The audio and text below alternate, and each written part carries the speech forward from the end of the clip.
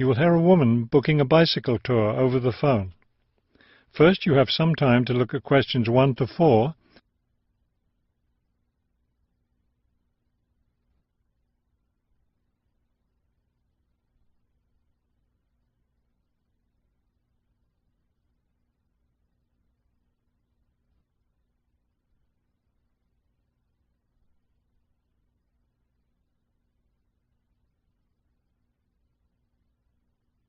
You will see that there's an example that has been done for you. On this occasion only, the conversation relating to this will be played first. Global bicycle tours. May I help you? Yes, thank you. I'd like to sign up for a bicycle tour. The man answers the phone. Global bicycle tours. So the word global has been written at the top of the form. Now we shall begin. You should answer the questions as you listen, because you will not hear the recording a second time. Listen carefully and answer questions 1 to 4. Global bicycle tours. May I help you? Yes, thank you. I'd like to sign up for a bicycle tour. Which tour were you interested in? We have the River Valley tour coming up in June and the mountain tour in July. The River Valley tour is in June. I thought it was in May. It actually takes place the first week of June. Oh, I see. Well, I can still do that. The River Valley tour is the one I want. Splendid. Just let me take your information. May I have your name, please? Carla Schmidt. That's Carla with a K, not a C. K-A-R-L-A. Thank you, Miss Schmidt. Address? Do you need a street address, or can I give you my post office box? A post office box is fine. It's P.O. Box 257, Manchester. Thank you. Okay, next.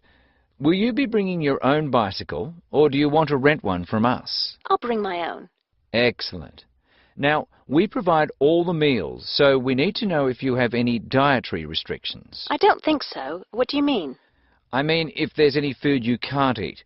Some people have food allergies or are vegetarian or have to avoid dairy products, things like that. Oh, I see. Well, yes, I'm a vegetarian. I never eat meat.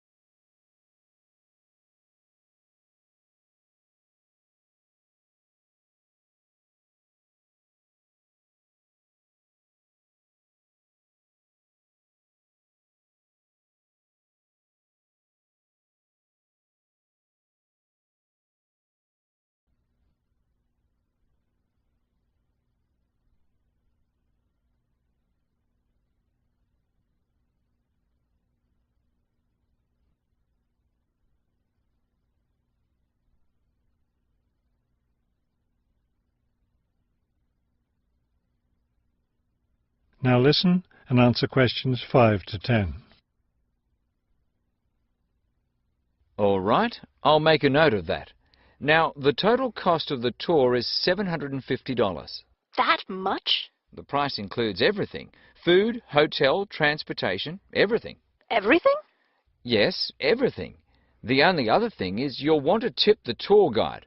We usually recommend 5% of the total tour cost. A 5% tip. I guess that's reasonable. In order to reserve your space on the tour, I'll need a 30% deposit. Do you need that right away? We generally ask for the deposit at least 4 weeks before the tour begins. The River Valley tour begins, 6 weeks from now. So you'll need to pay the deposit in 2 weeks. I think I can do that. I wonder if you could tell me something. How will our luggage be transported? Do we carry it on our bicycles? No, you leave that to us. We have a van that carries your luggage from hotel to hotel each day, so you don't have to worry about it. Great. I have a luggage rack for my bike, but I guess I won't have to bring that. No, you won't. But there are a few items we recommend that you bring. We can't control the weather, so you should bring a raincoat or rain gear. Yes, that's a good idea. And I should have my own spare tire too, shouldn't I? Actually, you don't need that, as our guide always carries some. And of course, you won't need maps either, since our guide has the route all planned.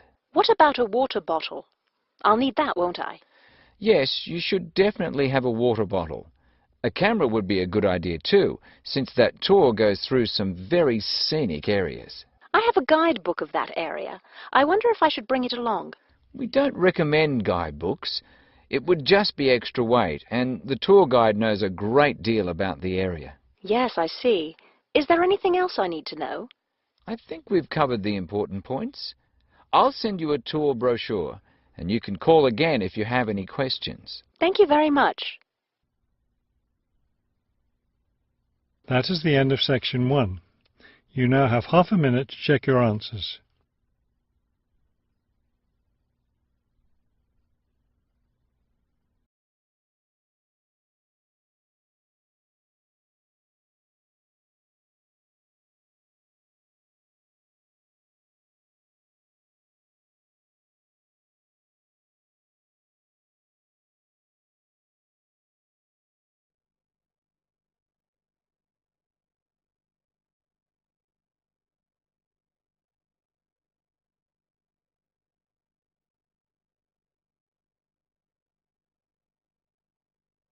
Now turn to Section 2 on page 111.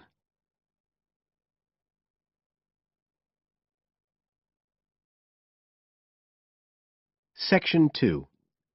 You will hear part of a local radio program about fighting air pollution in Canadian towns. First, you have some time to look at questions 11 to 14 on page 111.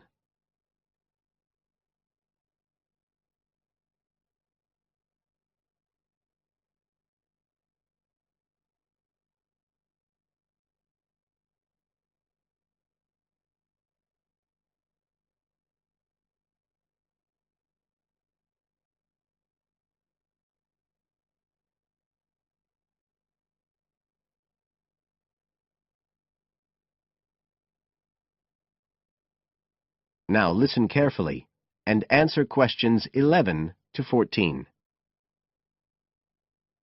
Good morning, folks, and welcome to the information roundup on your own local radio station.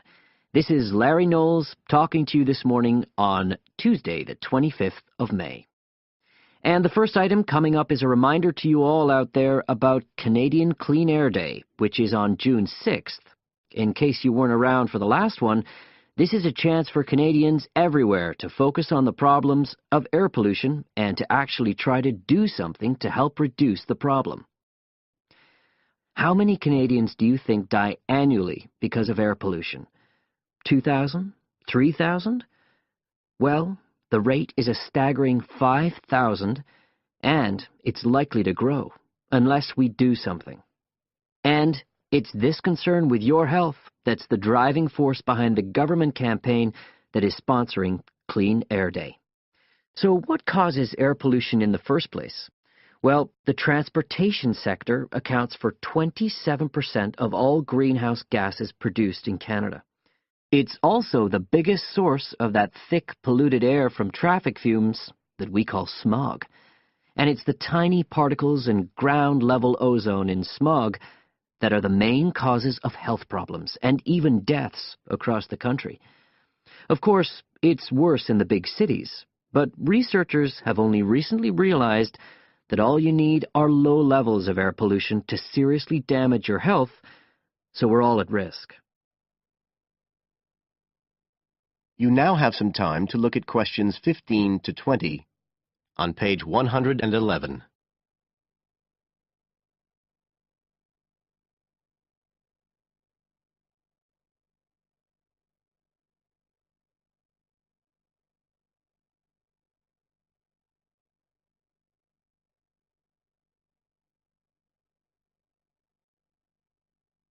Now listen and answer questions 15 to 20. So, what can we do to fight air pollution? Well, it should be pretty obvious by now that the way we get to and from work every day can have a big impact on the air we breathe. So the easiest action you can take on Clean Air Day is to accept what we call the commuter challenge and get to work on foot or by cycling for a change. If you have to use your car, try carpooling and share the drive, or better still, use public transit. If everyone tries this for just one day, you'll be amazed by the difference it can make to the air in our towns and cities. But there's more you can do to improve air quality. For example, you can plant trees. And if you don't have a garden, then you can do your bit in other ways. For instance, did you know that modern, improved wood stoves can reduce wood smoke by as much as 80 to 90%? So you can make a big difference if you upgrade the appliances you use in your home. The government is also working hard on your behalf to clean up our air. Its priority is to reduce the emissions that cause smog, and they have clear plans to get there. Last year, Canada and the United States agreed to reduce emissions on both sides of the border between the two countries, and they plan to reach their targets in the next few years. The government's also taking action to get cleaner fuels. It's already reduced the sulfur contained in gasoline, and it hopes to reach the reduction target for sulfur in diesel by next year. But the measures don't just focus on the motorist. The federal government's also working to reduce emissions from power plants and factories right across the provinces. You can find out all about government action and all the plans for Clean Air Day events. That is the end of Section 2. You now have half a minute to check your answers.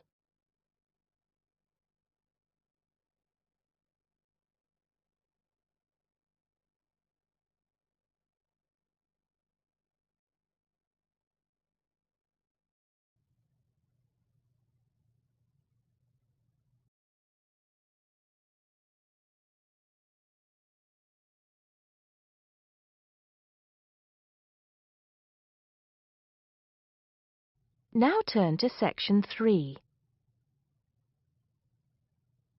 Section 3. You'll hear two students talking about different aspects of their university. First, you have some time to look at questions 21 to 26.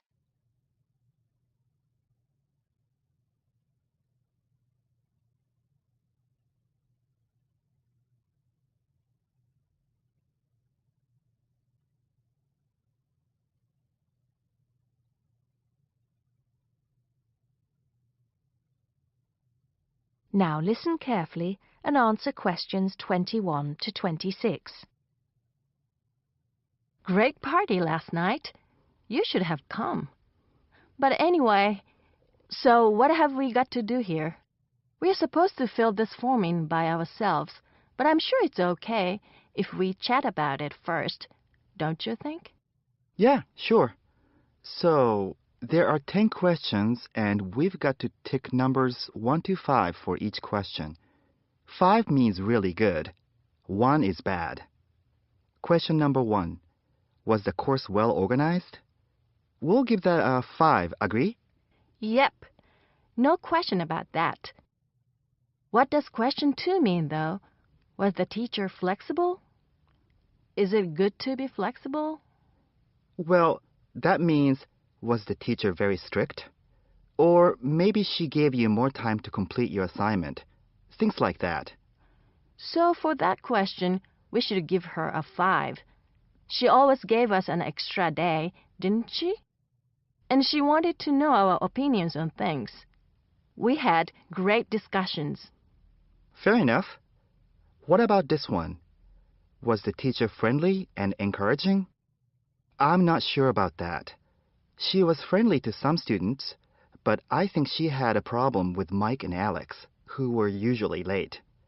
She did get a bit irritated with them sometimes. Yeah, we weren't too happy about them either, though. I know it was a bit early, with classes starting at 8:30, but you choose if you want to sign up to them or not. So that's no excuse, really. Yeah, they could have taken the evening classes if they didn't want to wake up early in the morning. Now, what about these questions on the course books?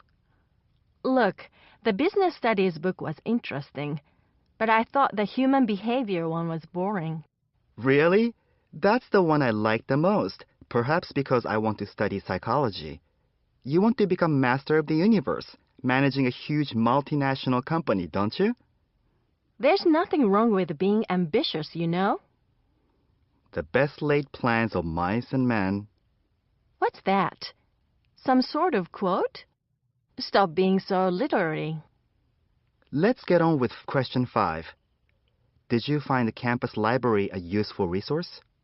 Well, most of the books I wanted had already been taken out. But the internet access was definitely useful. Let's give that a 4. Okay, and the staff there were always friendly and helpful. Before you hear the rest of the conversation, you have some time to look at questions 27 to 30.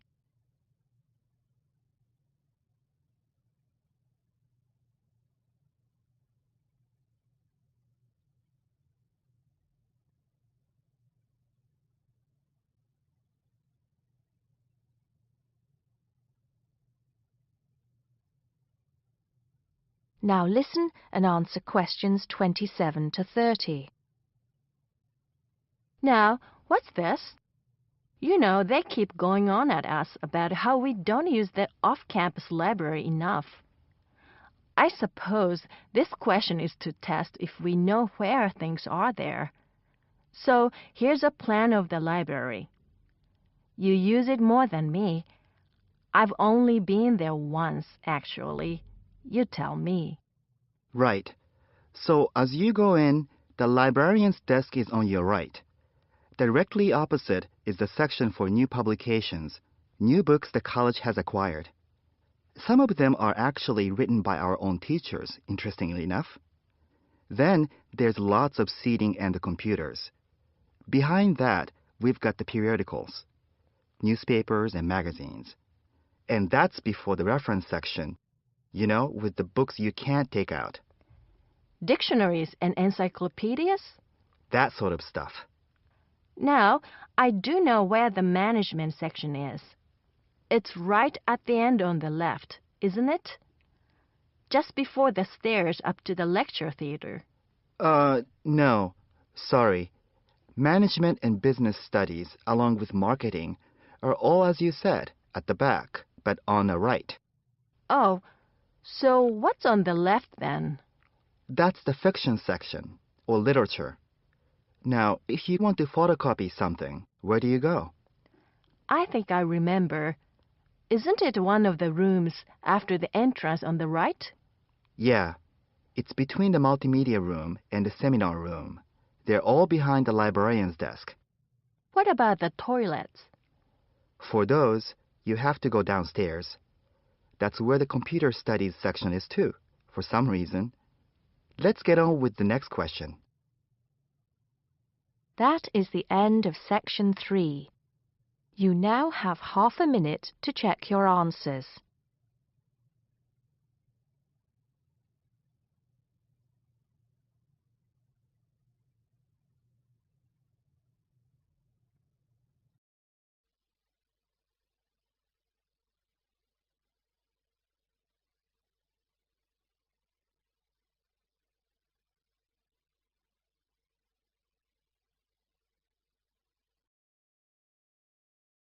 Now turn to Section 4. Section 4. You will hear a talk given by a lecturer to a group of civil engineering students on the reed bed system for sewage treatment. Before you hear the talk, you have some time to look at questions 31 to 34.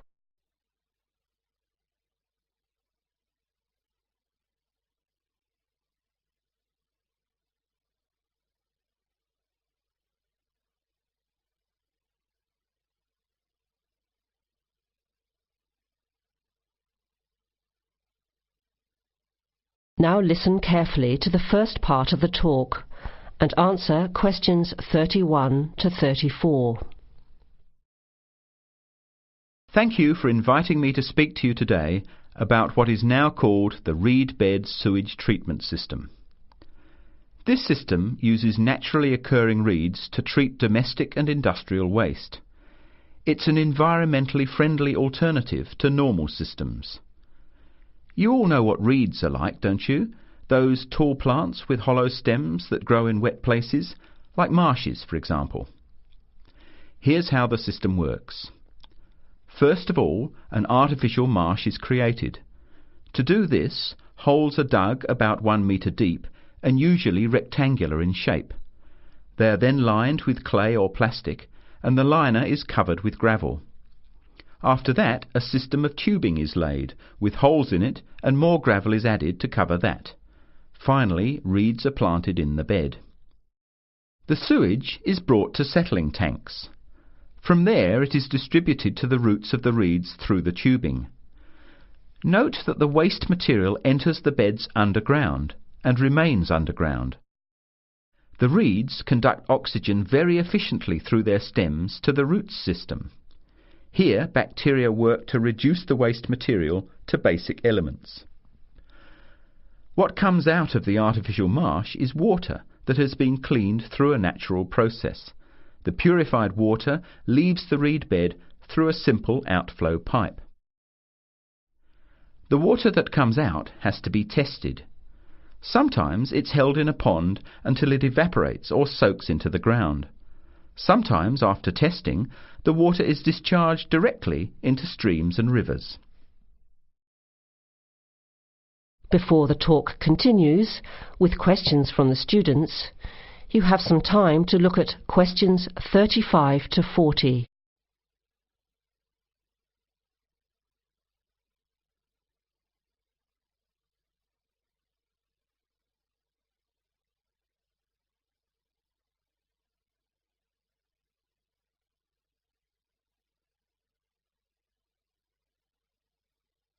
Now, as the talk continues, answer questions 35 to 40. The reed bed system originated in Germany in the 1970s, and installations have been built in a number of countries throughout the world. To give you an idea of the size and appearance of a reed bed installation, an area of 3 by 5 metres approximately would be adequate for a single house. It would look like a pond overgrown with reeds. There are cities with 150,000 people in Germany whose entire sewage treatment requirements are served by reed bed installations which extend for 10 to 20 hectares. There are two wonderful environmental advantages. First of all, reed bed systems are natural composters. As time passes, high-grade soil builds up in the beds. The soil can be removed and used for agricultural purposes. Soil produced from waste containing heavy metals would of course have to be tested and the toxic material removed by chemical processes. An additional advantage is that the reed bed can function exactly as a marsh, providing a healthy natural home or habitat for waterfowl and other birds, insects, reptiles and mammals. But there are practical advantages to a reed bed system over existing sewage treatment plants as well. At all levels, the cost is lower than for normal systems. Labour costs are a fraction of the costs of a conventional system. Typically, a large-scale reed bed installation will cost 10% less than a mechanical system. They require little maintenance, and unlike mechanical systems, the efficiency of reed beds increases over time. But before we go any further, you must have some questions. Maybe this sounds too good to be true. That's exactly what I wanted to ask. If these systems have so many benefits, why aren't they more popular? Why don't we see them everywhere? As I said, the technology is now almost 40 years old. Demonstration projects of all types have been built and monitored and are slowly convincing regulators of the advantages of the system. But you have to understand that regulating authorities are by nature conservative and resist change. Typically, there's a lot of opposition to these systems by manufacturers and by everyone involved in maintaining the conventional systems. Reed bed systems require fewer staff to operate, so there would be a decline in the workforce. Therefore, unions would resist the change as well. What happens to reed beds in winter? Does the efficiency decrease? The above-ground part of the plants die back in cold weather, but the roots remain alive and active, and the system continues to work just as effectively in winter. As soon as the weather warms up, new reeds appear and grow quickly. Is there a problem with mosquitoes in these ponds? Well, they're not exactly ponds with standing water. The beds look more like a field covered with long grass. The soil is moist, but not like a swamp, so there would be no more mosquitoes than in any other field. Remember, the effluent enters the beds underground and remains underground. OK, let's get into some of the technical details now, and I'll answer questions as they come up. That is the end of section 4. You will now have half a minute